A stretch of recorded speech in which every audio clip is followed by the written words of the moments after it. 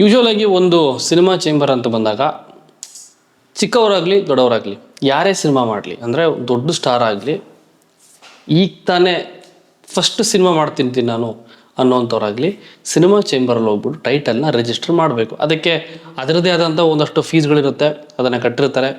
ಕಟ್ಬಿಟ್ಟು ಆ ಟೈಟಲ್ನ ತೊಗೊಂಡಿರ್ತಾರೆ. ಅದನ್ನು ಟೈಟಲ್ ರಿಜಿಸ್ಟರ್ ಮಾಡೋಕ್ಕಿಂತ ಮುಂಚೆ ಎಂಟೈರ್ ಇಂಡಿಯಾದಲ್ಲಿ ಇರುವಂಥ ಎಲ್ಲ ಫಿಲ್ಮ್ ಚೇಂಬರ್ಗಳು ಈ ಟೈಟಲಲ್ಲಿ, ಅಂದರೆ ಈಗ ನಮಗೆ ಬಂದಿರುವಂಥ ಒಂದು ಟೈಟಲ್ ಬಂದಿದೆ ರಿಜಿಸ್ಟ್ರೇಷನ್ಗೆ, ಇದೇ ಸೇಮ್ ಟೈಟಲ್ ನಿಮ್ಮ ಹತ್ರ ಏನಾದರೂ ರಿಜಿಸ್ಟರ್ ಆಗಿದೆಯಾ ಅಂತ ಫಸ್ಟ್ ನೋಡ್ಕೋತಾರೆ. ತೆಲುಗು, ತಮಿಳು, ಮಲಯಾಳಮು, ಹಿಂದಿ. ಅದಾದಮೇಲೆ ಎಲ್ಲೂ ರಿಜಿಸ್ಟರ್ ಆಗಿಲ್ಲಪ್ಪ, ತೊಗೊ ನೀನು ಇಟ್ಕೋ ಇದನ್ನು ಅಂತ ಕೊಡ್ತಾರೆ. ಅದೇ ಥರ ಸುದೀಪ್ ಸರ್ಗೂ ಮಾರ್ಕ್ ಅಂತ ಕೊಟ್ಟಿದ್ದಾರೆ. ಅವ್ರ ಹೆಸರು ಅಜಯ್ ಮಾರ್ಕಂಡೇಯ ಅಂತ ಬರುತ್ತೆ. ಇದ್ರ ಹಿಂದೆ ಸುಮಾರು ಒಂದಷ್ಟು ತಿಂಗಳುಗಳ ಹಿಂದೆ ಹೊಸಬರ ಟೀಮ್ ಹೋಗ್ಬಿಟ್ಟು ಸೇಮ್ ಮಾರ್ಕ್ ಅನ್ನೋ ಹೆಸರಲ್ಲಿ ಒಂದು ಟೈಟಲ್ನ ರಿಜಿಸ್ಟರ್ ಮಾಡ್ಕೊಂಡಿರ್ತಾರೆ. ನನಗಿಲ್ಲೇನು ಆಶ್ಚರ್ಯ ಆಗ್ತಿರೋದು ಅಂತಂದರೆ, ಎಲ್ಲ ಫಿಲ್ಮ್ ಚೇಂಬರ್ಗೂ ನಮ್ಮ ಕನ್ನಡ ಫಿಲ್ಮ್ ಚೇಂಬರಿಂದ ಮೆಸೇಜ್ ಹೋಗುತ್ತೆ, ಇನ್ಫಾರ್ಮೇಷನ್ ಹೋಗುತ್ತೆ, ನಮಗೆ ಈ ಥರದೊಂದು ಟೈಟಲ್ ರಿಜಿಸ್ಟ್ರೇಷನ್ಗೆ ಬಂದಿದೆ, ನಿಮ್ಮಲ್ಲಿ ಇದೇ ಟೈಟಲಲ್ಲಿ ರಿಜಿಸ್ಟರ್ ಆಗಿದೆಯಾ ಇಲ್ವಾ ಅಂತ ನೋಡಿ ಚೆಕ್ ಮಾಡಿ ಹೇಳಿ ಅಂತ. ಬೇರೆಯವ್ರ ಹತ್ರ ಕನ್ಫರ್ಮೇಷನ್ ತಗೊಂಡು ಇವರು ಒಬ್ರಿಗೆ ಟೈಟಲ್ ಕೊಡ್ತಾರೆ, ಓಕೆನಾ. ಇವರೇ ಇನ್ನೊಬ್ರಿಗೆ ಆಲ್ರೆಡಿ ಕೊಟ್ಟಿರೋ ಟೈಟಲ್ಲು ಹೊಸಬ್ರಿಗೆ ಒಂದಷ್ಟು ತಿಂಗಳುಗಳಿಂದ ಕೊಟ್ಟಿದ್ದಾರೆ, ಆಯಿತಾ. ಅದೇ ಟೈಟಲ್ನ ಮತ್ತೆ ಇನ್ನೊಂದು ಸರಿ ಹೆಂಗೆ ಸಾಧ್ಯ? ಇನ್ನೊಂದು ಸರಿ ಇನ್ನೊಬ್ರಿಗೆ ಅಂದರೆ ಸುದೀಪ್ ಸರ್ ಟೀಮ್ಗೆ ಮಾರ್ಕ್ ಅನ್ನೋದು ರೀಸೆಂಟಾಗಿ ಸುದೀಪ್ ಸರ್ ಬರ್ಡೇ ಟೈಮಲ್ಲಿ ಒಂದು ಗ್ಲಿಮ್ಸ್ನ ರಿಲೀಸ್ ಮಾಡ್ತಾರೆ, ಮಾರ್ಕ್ ಗ್ಲಿಮ್ಸ್, ಟೈಟಲ್ ಗ್ಲಿಮ್ಸ್ ಅಂತ.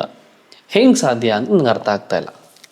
ಇನ್ನೊಂದು ಹೇಳಬೇಕು ಅಂತಂದರೆ, ಈಗ ಹೊಸಬ್ರದ್ದು ಮೊನ್ನೆ ಅವ್ರು ವಿಡಿಯೋ ಬಿಟ್ಟಿದ್ರು, ನೋಡಿದೆ. ನಾವು ಸುಮಾರು ತಿಂಗಳುಗಳಿಂದನೇ ರಿಜಿಸ್ಟರ್ ಮಾಡಿದ್ದೀವಿ ಮಾರ್ಕ್ ಅಂತ. ಮತ್ತೆ ಸುದೀಪ್ ಸರ್ದು ಸಿನಿಮಾ ಬರ್ತಾ ಇದೆ, ಇದು ಹೆಂಗೆ ಸಾಧ್ಯ, ಇದು ನಮ್ಮ ಹೆಸರನ್ನು ಅವ್ರಿಗೆ ಹೆಂಗೆ ಕೊಟ್ಟರು, ಹಂಗೆ ಹಿಂಗೆ ಅನ್ನೋ ಅವರು ಮಾತಾಡ್ತಾ ಇದ್ದಾರೆ.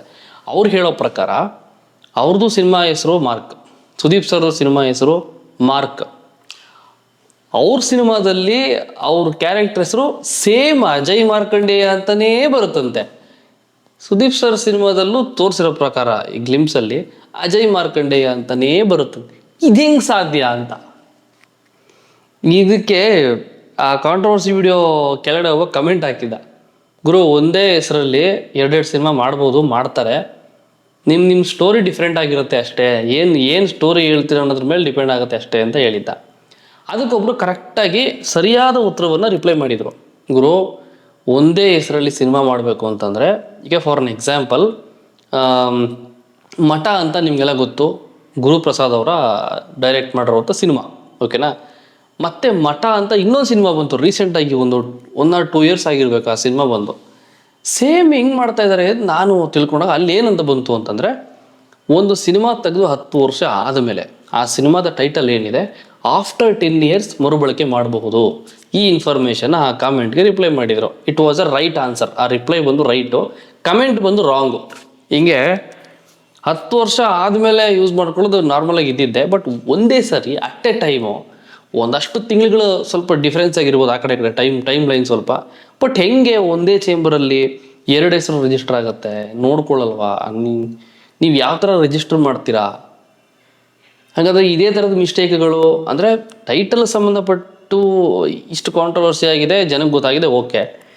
ಬೇರೆ ರೀತಿಯಾದ ಕಾಂಟ್ರವರ್ಸಿಗಳು, ಬೇರೆ ರೀತಿಯಾದ ಮಿಸ್ಟೇಕ್ಗಳು ನೀವು ಮಾಡಿರುವಂಥದ್ದು ಇನ್ನದು ಎಷ್ಟಿರ್ಬೋದು ಅನ್ನೋದು ನಮಗೆ ಆಶ್ಚರ್ಯ ಆಗುತ್ತೆ. ಏನಪ್ಪ ಸಿನಿಮಾ ಅಂತ ಬಂದಾಗ ಅದಕ್ಕೆ ಏನು ಒಂದು ಮೂಲ ಜಾಗ ಬಂದು ಫಿಲ್ಮ್ ಚೇಂಬರ್, ಯಾವುದೇ ಸ್ಟೇಟಲ್ಲಾಗಲಿ ಯಾವುದೇ ಕಂಟ್ರಿಲಾಗಲಿ ಫಿಲ್ಮ್ ಚೇಂಬರ್ ಅಂತ ಒಂದು ಇದ್ದೇ ಇರುತ್ತೆ. ಅವರೇ ಮಿಸ್ಟೇಕ್ ಮಾಡಿಬಿಟ್ರೆ ಇನ್ನು ಸಿನಿಮಾದವ್ರು ಮಿಸ್ಟೇಕ್ ಮಾಡೋದು ಸಹಜ ಆಗೋಗುತ್ತೆ ಆಮೇಲೆ. ಸೊ ಇದು ನನಗೆ ಗೊತ್ತಾಗ್ತಾಯಿಲ್ಲ, ಇದು ಎಷ್ಟು ನೀಟಾಗಿ ಮಿಸ್ಟೇಕ್ ಆಗಿದೆ ಅಂತಂದರೆ, ಖಂಡಿತವಾಗ್ಲೂ ಇದು ಹೆಂಗೆ ಆಯಿತು ಅನ್ನೋದೇ ಇಲ್ಲಿ ಯಾರಿಗೂ ಗೊತ್ತಿಲ್ಲ. ಇವಾಗ ಟೈಟಲ್ ಬೇಕು ಅಂತ ಹೋಗಿದ್ದಾರೆ, ರಿಜಿಸ್ಟ್ರು ಮಾಡಿದ್ದಾರೆ, ಇಬ್ರಿಗೂ ಕೊಟ್ಟಿದ್ದಾರೆ. ಅವರು ಕೊಟ್ಟೊಂದು 4-5 ತಿಂಗಳಾಗಿರ್ಬೋದು, ಮೇ ಬಿ 6 ತಿಂಗಳಾಗಿರ್ಬೋದು. ಹೊಸಬರ ಟೀಮ್ ಅದು. ಸುದೀಪ್ ಸರ್ ಅವ್ರ ಟೀಮ್ಗೆ ಮಾರ್ಕ್ ಅಂತ ಟೈಟಲ್ ಕೊಟ್ಟು ಈಗ ರೀಸೆಂಟಾಗಿ ಕೊಟ್ಟಿರಬಹುದು, ಸ್ವಲ್ಪ ಟೈಮ್ ಲೈನ್ ಇರ್ಬೋದು. ಬಟ್ ಹೆಂಗೆ ಒಂದೇ ಹೆಸರಲ್ಲಿ ಕೊಡ್ತಾರೆ ಅನ್ನೋದು ನನಗೆ ಡೌಟು.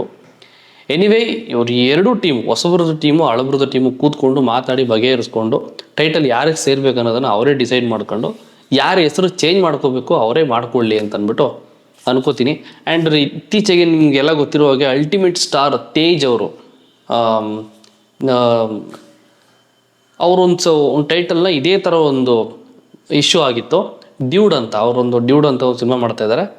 ಅದು ಬಂದು ತಮಿಳ್ನಾಡು ಫಿಲ್ಮ್ ಚೇಂಬರಲ್ಲಿ ಡ್ಯೂಡ್ ಅಂತ ಒಂದು ರಿಜಿಸ್ಟರ್ ಆಗಿದೆ. ಯಾವಾಗ ಅಂತಂದರೆ ಇವರು ಫಸ್ಟ್ ರಿಜಿಸ್ಟರ್ ಮಾಡಿರೋದು, ಯಾರು ತೇಜ್ ಅವರು. ಅದಾದಮೇಲೆ ತಮಿಳಲ್ಲಿ ರಿಜಿಸ್ಟರ್ ಆಗಿರೋದು. ಅಲ್ಲಿಯ ಪ್ರಚಾರ ಕಾರ್ಯಕ್ರಮ ಸ್ಟಾರ್ಟ್ ಆಗ್ತಿದ್ದಂಗೆ ಅದು ಇವ್ರಿಗೆ ಗೊತ್ತಾಗಿದೆ, ನಾನು ಆಲ್ರೆಡಿ ಡ್ಯೂಡ್ ಅಂತ ತೊಗೊಂಡಿದ್ದೀನಲ್ಲ ಇಲ್ಲಿ, ಮತ್ತು ಅವರು ಹೆಂಗೆ ತಗೋತಾರೆ, ಅದನ್ನು ಒಂದು ಇಶ್ಯೂ ರೈಸ್ ಮಾಡಿಬಿಟ್ಟು ತಮಿಳ್ನಾಡಿಗೆ ಹೋಗಿ ಮಾತಾಡಿಕೊಂಡು ಇದ್ರ ಬಗ್ಗೆ ವಿಷಯ ತಿಳಿಸಿ ಅವರು ಸಿನಿಮಾ ಟೈಟಲ್ನ ಚೇಂಜ್ ಮಾಡ್ಕೊಳ್ಳೋದು ಮಾಡಿದ್ದಾರೆ. ಅವರೇ ಕೈ ಬಿಟ್ಟಿದ್ದಾರೆ ಅದನ್ನು. ಅಂದರೆ ಇವರು ಫಸ್ಟೇ ತೊಗೊಂಡ್ಬಿಟ್ಟಿದ್ರು ಅಂತ. ಇಲ್ಲಿ ಇದು ನಿಜ ಆಗಿದ್ರೆ ಸುದೀಪ್ ಸರ್ದು ಮಾರ್ಕ್ ಸಿನಿಮಾ ಮತ್ತು ಹೊಸಬ್ರದ್ದು ಅವ್ರು ವಿಡಿಯೋ ಮಾಡಿದ್ರಲ್ಲ, ಅವ್ರದ್ದು ಇವರಿಬ್ಬರಲ್ಲಿ ಯಾರು ಫಸ್ಟು ಅಂತ ನೋಡೋದಾದ್ರೆ ಅವ್ರು ಹೇಳೋ ಪ್ರಕಾರ ಸುದೀಪ್ ಸರ್ ಟೀಮ್ಗಿಂತ ಅವರೇ ಮುಂಚೆ ಮಾಡಿದರು ಅಂತ ಬರುತ್ತೆ. ನೋಡ್ಬೇಕು ಇವಾಗ ಏನಾಗುತ್ತೆ, ಸುದೀಪ್ ಸರ್ ಬಿಟ್ಕೊಡ್ತಾರಾ ಇಲ್ಲ ಏನು ಎತ್ತ. ನನಗನ್ನಿಸ್ದಂಗೆ ಬಿಟ್ಕೊಡೋದಕ್ಕಿಂತ ಕನ್ವಿನ್ಸ್ ಮಾಡಿ ನೀವೇ ಬೇರೆದು ಇಟ್ಕೊಳ್ಳಿ, ನಮಗೆ ಕೊಟ್ಬಿಡಿ ಇದನ್ನು ಅಂತ ಅಂದ್ಬಿಟ್ಟು ಅವ್ರಿಗೊಂದು ಸ್ವಲ್ಪ ಕಾಂಪನ್ಸೇಷನ್ ಕೊಟ್ಬಿಟ್ಟು ಅಥವಾ ಏನೋ ಸ್ವಲ್ಪ ದುಡ್ಡು ಗಿಟ್ಟು ಕೊಟ್ಟು ಪರ್ಚೇಸ್ ಮಾಡ್ಕೊಳ್ಳೋದು ಮಾಡ್ಕೊಂಡ್ರೆ ಬೆಸ್ಟು. ಯಾಕೆ ಅಂತಂದರೆ ಮಾರ್ಕ್ ಅಂತ ಒಂದು ಟೈಟಲ್ ಇಟ್ಟ ಮೇಲೆ ಅದ್ರ ಮೇಲೆ ಸ್ಕ್ರಿಪ್ಟಿಂಗ್ ಆಗಿರುತ್ತೆ, ಅದ್ರ ಮೇಲೆ ಡೈರೆಕ್ಷನ್ ಏನೇನು ಮಾಡಬೇಕು ಅಂತ ಆಲ್ರೆಡಿ ಡೈರೆಕ್ಟ್ರ್ ತಲೆಯಲ್ಲಿ ಇಟ್ಕೊಂಡ್ಬಿಟ್ಟಿರ್ತಾರೆ. ಈಗ ಅದನ್ನೆಲ್ಲ ಚೇಂಜ್ ಮಾಡ್ತಾ ಕೂತ್ಕೊಂಡ್ರೆ ಸಿನಿಮಾ ವರ್ಕ್ ಆಗಲ್ಲ. ಸೊ ನೋಡೋಣ ಏನಾಗುತ್ತೆ ಅಂತ. All the best both of the team. ಇಬ್ರಿಗೂ ಒಳ್ಳೆಯದಾಗಲಿ. ನೀವೇ ಮಾತಾಡ್ಕೊಂಡು ಕೂತ್ಕೊಂಡು ಬಗೆಹರಿಸ್ಕೊಡಿ ಅಂತ ಹೇಳ್ತಾ ಇಲ್ಲಿಗೆ ನಾನು ವಿಡಿಯೋನ ಮುಗಿಸ್ತೀನಿ. ಈ ರೀತಿಯಾದ ಮಿಸ್ಟೇಕ್ಗಳು ಫಿಲ್ಮ್ ಚೇಂಬರಲ್ಲೇ ಆದರೆ ಏನೋ ಹೇಳ್ತಾರಲ್ಲ, ಮೇಷ್ಟ್ರೇ ತಪ್ಪು ಮಾಡಿದ್ರೆ ಮಕ್ಕಳು ತಪ್ಪು ಮಾಡದೇ ಇರ್ತಾರ ಅಂತ.